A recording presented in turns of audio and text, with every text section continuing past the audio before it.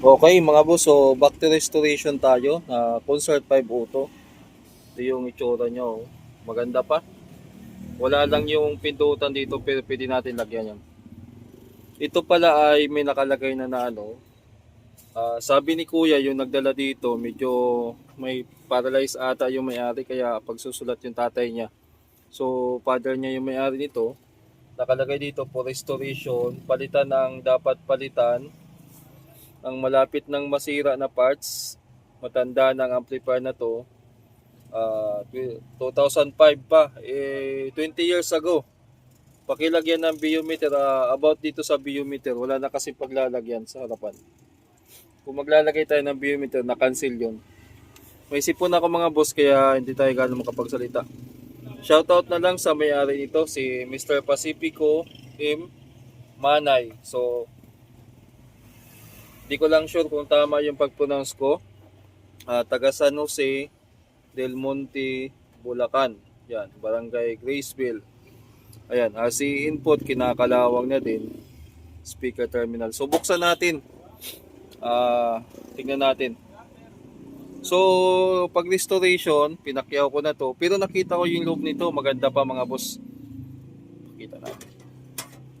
Kung binuksan na kasi namin to ng may-ari o nung nagdala, yung anak. So, gawin natin dito, i-restore natin ng ano. Ito yung restoration na hindi gaanong mahirap siguro kasi unang-una, nagpalit na sila ng capacitor. So, napagawa na. Tapos, ito yung transformer niya. Tingnan natin kung anong production date. Yan. Ito yung production date niya. Sana ba? Hindi ko makita o nalilito lang ako. 9.5, 32, 032. Walang production date, no? Okay. Sa board na lang tayo tumingin. May ubusipon ako mga boss. Ito lang ang problema dito. Yung speaker terminal. Hindi ko alam kung may makakuha ko ng ganito. Yan yung mga signs talaga na ano eh. Na original pa.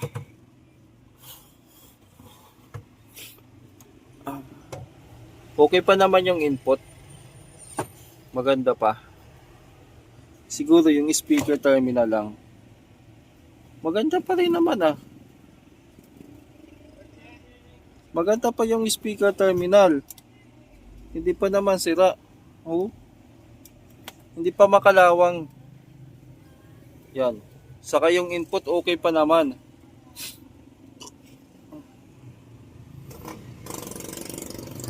Ang napansin ko kasi dito nung ano, habang tingnan nyo yung design ng ano. Kausap ko yung nagdala. Ito, yung speaker, yung input kasi niya, okay pa naman. Pero sige, palitan natin kasi yun ang ano, papalitan ng bago. Palitan na lang na natin siguro. Then, capacitor, bago naman to, so ito. Tapos check natin yung kinalawang. Ayan o, corroded. Yan. O, gagawin dito, kakalasin lahat yan, pull out, linisan, tapos yung mga kinalawang dito, corroded, palitan. Mga potentiometer, palitan na rin siguro ng bago para restoration talaga. Okay, power muna natin. Yan, manda na yung pan. Tingnan natin yung relay kung gagana.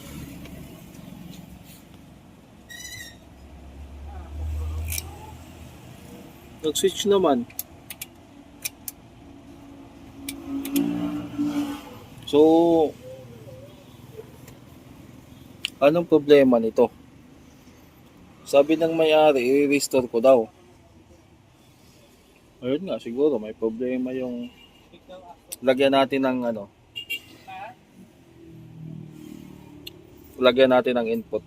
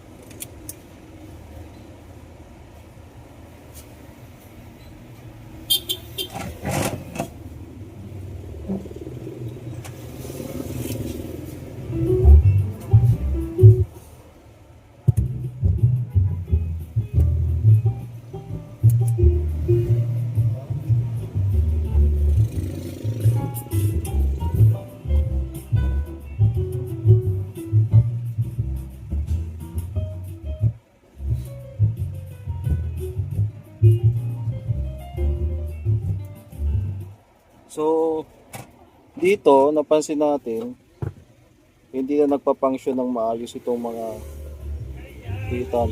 Ito, wala na. Ito lang ang nagpa-function. Balance, wala na rin.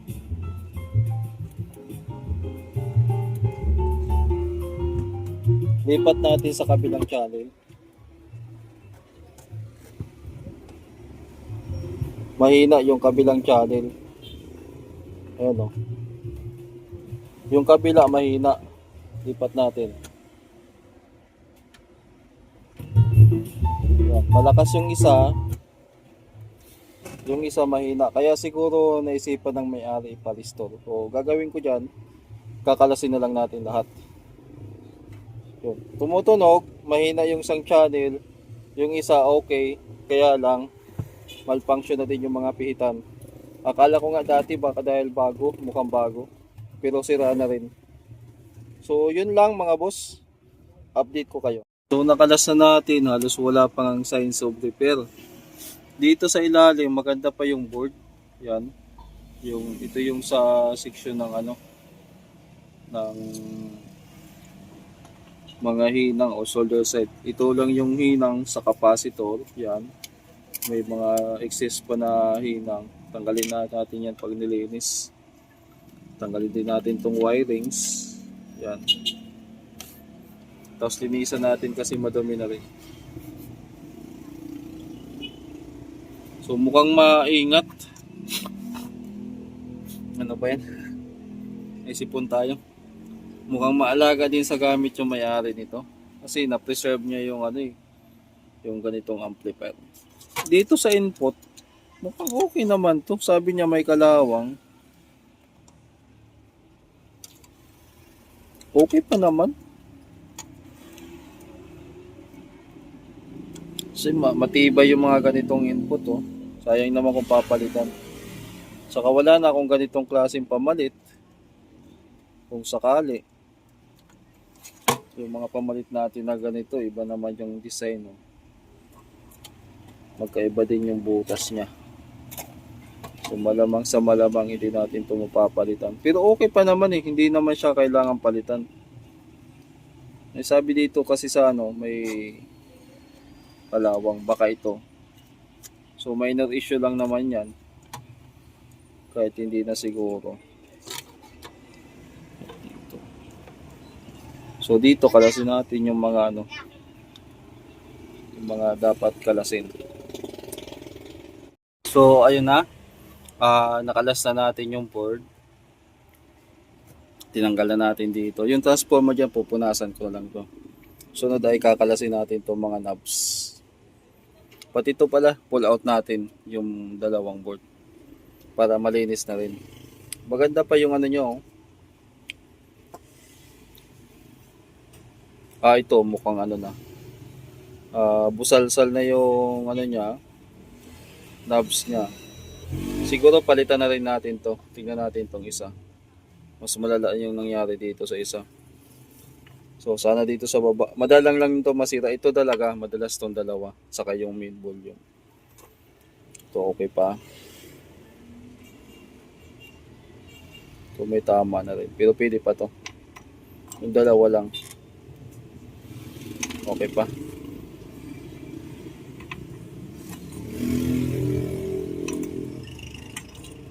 Okay pa. Yung mga dito minsan lumulubog. Diba? Maganda pa yung kapit. Ewan ko anong pandikit ang ginawa nila dito. Kasi maganda yung kapit. Hindi katulad ng mga ngayon, di ba? Kahit yung mga maganda yung pangdikit na ginamit nila dyan. So, kalas na lang ng Ay, hanapin ko pa yung sakit na pangkalas. So nakalas na natin tong sa volume board. Napansin ko lang magkaiba na yung dito. Ito medyo mataas ng konti. Mapapansin niyo yung niya. Alin ba dito yung original? So malamang ito pinalitan na kasi dito naman madalas masira. So gawin natin dyan, palitan natin ng parehas nito na mas mababa. Ayan o, makikita nyo yung gap nila. Yan. Tapos itong mga switch, yan, kalas na rin. Baguhin na rin natin yan. Pati itong mga ano, napalitan na rin pala to. Meron na rin ano, wire. Tama naman yan, may grounding. Ayan o, may grounding. Okay naman yan. Pero talagang ano, nasira na din. Palit tayo. Sama na rin natin itong dalawa. Saka ito. Mic input. Maganda pa naman. Testing na lang natin yan pa. Maganda pa yung pyesa. Oh, yung pyesa dito. Just yung hinang. Ayan. Maganda pa. So nakalas na natin. Isa-isahin natin dito. Anong history nito? Ito may hinang na eh. Ito ata yung ano, may kalawang. May kalawang talaga siya. Ang problema natin, wala tayong may papalit nito. Pero ano naman yan eh, sa equalizer lang naman, in at saka out. Ayan, hinihinang na. Itong dalawa, mukhang hindi pa nagalaw. Ito lang yung nagalaw. Tapos, kung mapapansin nyo dito, ito yung original na hinang. Ito naman yung mga bagong hinang. So, ibig sabihin, napalitan na. Ito yung original niya na IC. Ito, napalitan na. Siguro nasira ito malamang. Yan. Dito naman sa volume, napansin nga natin ito. Magkaiba. Ito, nakaangat. Ito, mababa. So, papalitan na natin ito. Tapos itong dalawang switch. Babaguhin na natin yan para iwas sabay. Ito napalitan na rin pero sabay din natin yan sa papalitan. Dito naman mga potentiometer. Mukhang bagong palit pero hindi natin alam kung ano. Ibig sabihin ng bagong palit na sinasabi ko. Hindi natin yung pinaka-original niya na parts. So papalitan din natin ng bago yan. Sama na natin to. Itong mic input naman, susubukan pa natin yan kung okay pa. Kasi malinis pa naman sa loob. Sa hinang naman, maganda pa yung mga hinangan nito. Yun. Dito naman sa terminal, yung ilalim pala ang kinakalawang na. Kaya, sige, papalitan na rin natin yan. Punta tayo sa mainboard. Sa mainboard, although tumutunog siya, check upin natin dyan. Una, itong dalawang capacitor. Minsan kasi nagkakaroon yan ng leak sa ilalim. Kung wala naman, ibabalik natin. Tapos ito, yung moisture dito sa ano, kailangan malinis natin yan. Tsaka ma-check din natin itong mga transistor kung goods pa. Yan. Capacitor, yan, kinalawang na. Ayan, mapapansin nyo, kinalawang siya. So, papalitan na rin natin yan, mga resistor na nagkakaroon ng amag or corroded, sasabay na rin natin yan pati ito. So kung mas marami yung sira, palitan na natin lahat yan kasi ano naman to, package naman eh. Kumbaga pakyawan. Yun lang. Board nya okay pa naman. Yun lang yung gagawin dito. Pahabol. Hindi, ito napansin ko na sunog na yung dalawang resistor. May sunog na. Ayan. Papalitan na natin yan. Saka sa mga paan ito mga ano. Kung may tama yan. Ayan o. Kasi napapansin nyo may ano na. Ayan. So lilinisan natin yung part na yan. Yun ang gagawin dito.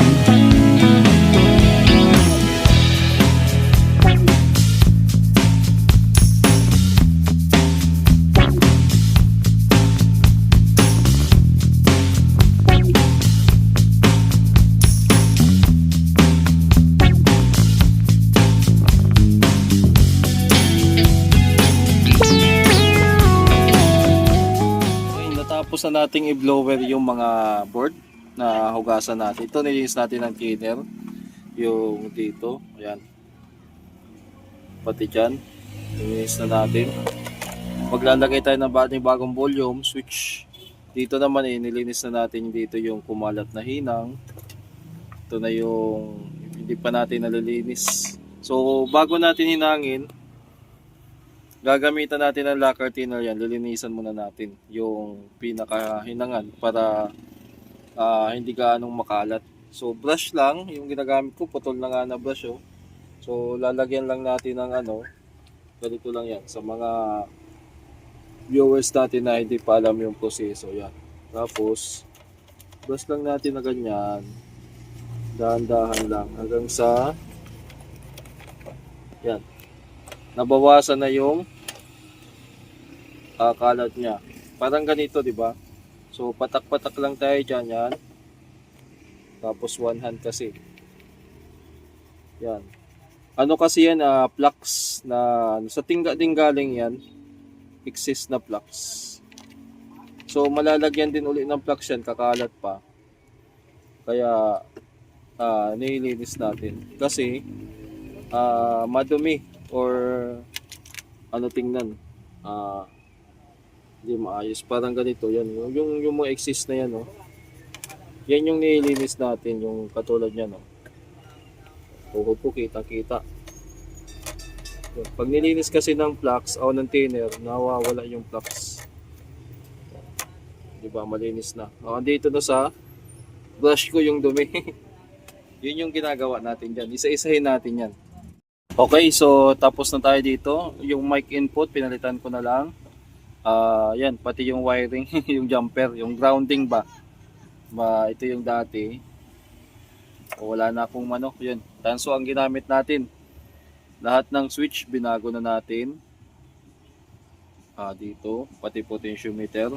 Malinis na rin yung board niyan. Ayan. Tapos dito naman, ganun din. Yung switch dito na selector, pinalitan natin. Tapos yung dalawang switch. Tapos dito. Sa input naman, wala naman ako nakitang problema dito. So, ibalik na lang natin to. Dito naman tayo sa main board. Magkalikot. Yung lalagyan lang natin ng pandikit yan bago natin. Kinalas ko din yung capacitor bago natin balik dito. Yung relay pala, papalitan ko yung wiring sa loob. Ayun, nahulog pa. Kasi yung isang part, ayan parang naluto na. Kalasin natin yan, tapos palitan natin ng wiring sa loob. Yun lang yung gagawin dyan. Okay pa naman yung contacts nya. Yung wiring lang ipapalitan dyan. Kuha na lang tayo sa ibang relay o kaya yung wire naman yan ay lang parang ordinary lang na wire. Tapos dito magpapalit na tayo dyan ng mga pyesa. So dito kinalas na natin at nilinis na natin ng maigi. Yung mancha talaga, hindi na natin matatanggalan. Kahit kuskusin natin yan, talagang kumapit na. Tanging malilinis lang natin yung labas na So malinis naman na. Ito yung mga pyesa. Yung take note pala mga boss baka sabihin na naman ng basher natin gumagana nga, ba't mo papalitan? Ang mandato or ang bili ng customer ay yung mga possible or malapit na masira, papalitan. Ibig sabihin gumagana pa. Halimbawa ito, may kalawang na yung paa, yan So papalitan na natin yan. Katulad nito, may kunting kalawang na, papalitan na natin yan. So sa mga transistor naman, kung walang damage yan, saka sa resistor, ibabalik pa rin natin yan. Kinalas lang natin para malinis ng maigi, may balik din natin yung mga mga goods pa na pyesa. So para ma-check natin isa-isa.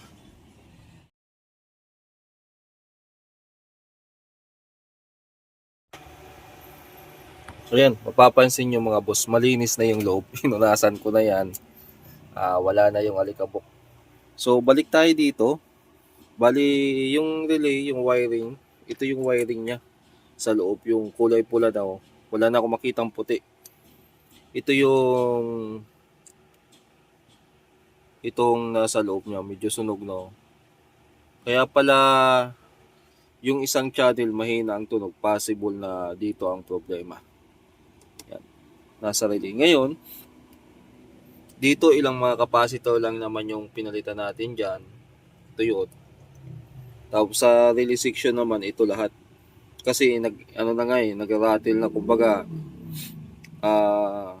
hirap na siya mag-start yung relay. So pag ganyan, capacitor. Pero titesting pa rin natin yan, just in case may problema pa. Tapos itong dalawa na capacitor, nagpalit tayo niyan. Ito yung original dyan. Napansin ko kasi dito, kung titingnan nyo, may crack na yung rubber nyo. Ayan. So malapit na rin talaga siya. Sa ngayon, gumagana pa siya, pero mas mainam na palitan na natin. Ayan, may bitak na. Tapos, mga transistor, chinik ko naman, okay na. Yung nilagyan natin ng pandikit yan. Itong pandikit, yung pinaka base niya, kasi walang nakalagay. Then, linis na rin natin yan. So, titisting na lang natin to bukas, kasi ngayon madaling araw pa. Okay, nagising lang tayo ng maaga. Ayusin lang natin to kasi medyo maluwag yung ilawan nga natin. Medyo maluwag pa ata. Tingnan natin yung... So ito lang isa, medyo maluwag. Dito naman sa walang problema eh. Ito yung mga already. So assemble na lang natin. So mga boss, ayan, umaga na. Kapag bukas na tayo, naibalik na rin natin yung board. Nai-wiring na natin bago na yung terminal. Ito lang yung hindi natin napalitan. Ngayon, oras na para i-testing. Naglagay tayo ng speaker, input, power on. Ayun, nag-switch na yung relay. Volume na natin. Ayun. Lipat natin sa kabila. Oh, mahina. Yung isa, mahina pa rin. Tingnan natin tong may tama na tong jack natin. Oh, malakas na rin. Lipat natin dito. O baka sa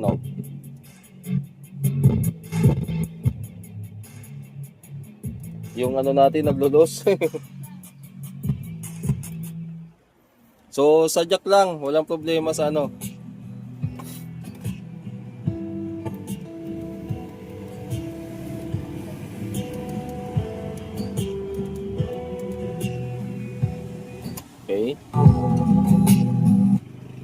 Lipat natin.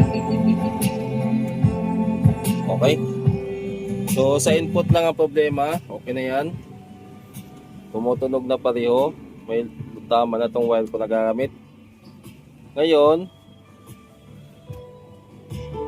yun, pag ginagalaw ko yung ito. So kailangan ko to. Tanggalin ko na lang tong Dito kasi nakakonect yung output sa surround center. So tanggalin ko na lang yan. Ay. May nag-deliver ng kape. Diyan muna si kape. Subukan natin yung mic. Yung mic kung okay. Ay, ayaw matanggal. Dito nakasuksok yung mic ko. Yan. Ito kasi may sabitan siya. Yan kasi yung sabit para hindi makalat.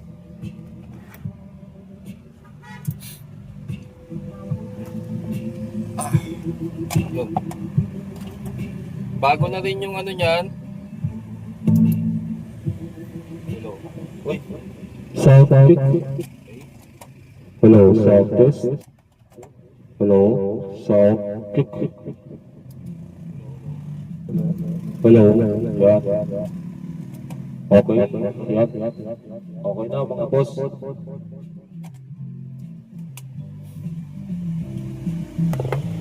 So, ayos na. Ano pang kulang na lang dito? Yung dito, yung basag. Tapos, ito. Maghanap ako ng pwedeng ilagay dito para mabalik sa dati niyang itsura. Okay. So, yun lang. Ano ba yung naging pinaka main problema nito? Unang-una, kaya humina yung kabila. Hindi dahil doon sa jack, kasi itong pinaka wire niya sa speaker, sa relay, talagang sunog na siya. Yan, sunog na siya. Tapos dito naman, although gumagana naman siya, pero malapit na. Kunting-kunti na lang, bibigay na. Tapos sa relay naman, yung mga capacitor, kaya pag pinawi on mo, nag-rattle muna. Ngayon, mabilis na siya. O, yan. Tapos nilinis na natin. Okay na, shoutout na lang sa may-ari nito. So, pahabol natin, ito binigay na sa akin, kasama to sa amplifier na dinala. Sa akin na lang daw. So, tingnan natin kung ano to. Parang ano